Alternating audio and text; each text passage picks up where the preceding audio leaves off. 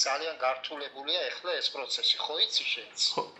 კი. შენ უნდა ხელში გეჭირო 3700 ლარი. ერთ-ერთი პარლამენტარში ელაპარაკე, ერთი წელი რო გავა. მე მოქალაქეობას გაგიკეთე. ფარულ ჩანაწერში ბრალდებულები უცხოეთის მოქალაქეს ბინადრობის უფლების მოპოვებას რამდენიმე $1000 სანაცვლოდ და ხელისუფლების გავლენიანი პირების დახმარებით პირდებიან, თუმცა ჩანაწერში მათი ვინაობა არ კონკრეტდება.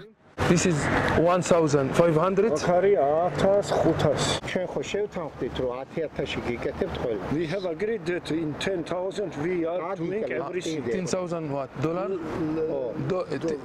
დოლარი და დაგიკლებთ. They will discount. ამ ეტყაზე შეწუხებული ხოს ახლა კაცი, რომელიც გაგიკეთებს. თაღლითობის სქემის დეტალებზე სუსის ანტიკორუფციული სააგენტოს დირექტორმა ისაუბრა. გამოძიების ცნობით ბრალდებულები სისტემატურად უკავშირდებოდნენ უცხოეთის მოქალაქეს და დარჩენილი თანხის გადახდას დაჟინებით სთხოვდნენ.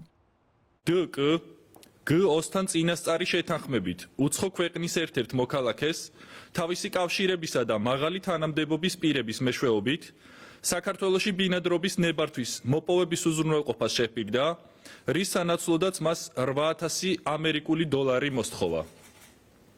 2025 წლის 26 სექტემბერს უცხო ქვეყნის აღნიშნულმა მოქალაქემ D-ს და G-OS მოთხოვნით მათ ხელზე გადასცა თანხის ნაწილი 1500 ლარის ოდენობით.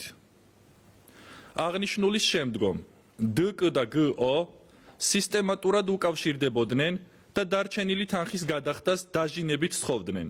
სახელმწიფო უსაფრთხოების სამსახური მოქალაქეებს მოუწოდებს, რომ აუცილებლად მიმართონ საგამოძიებო უწყებას, როდესაც უკანონო დაპირებები მაღალი თანამდებობის პირების სახელით გაიცემა. სახელმწიფო უსაფრთხოების სამსახური აქტიურად განაგრძობს მუშაობას ნებისმიერი ფორმის კორუფციული დანაშაულის აღმოფხვრის მიზნით. მივმართავთ საზოგადოებას, რომ მსგავსი ფაქტების შესახებ გვაცნობოთ დაუყოვნებლივ. განსაკუთრებით იმ შემთხვევების შესახებ, როდესაც უკანონო დაპირებები ხორციელდება მაღალი თანამდებობის პირების სახელებისა და გვარების მოშველიებით. თაღლითობის მცდელობის საქმეზე დაკავებულებს ბრალს ოფიციალურად სავარაუდოდ ხვალ წარუდგენენ. დანაშაული 6-დან 9 წლამდე ვადი თავისუფლების აღკვეთას ითვალისწინებს.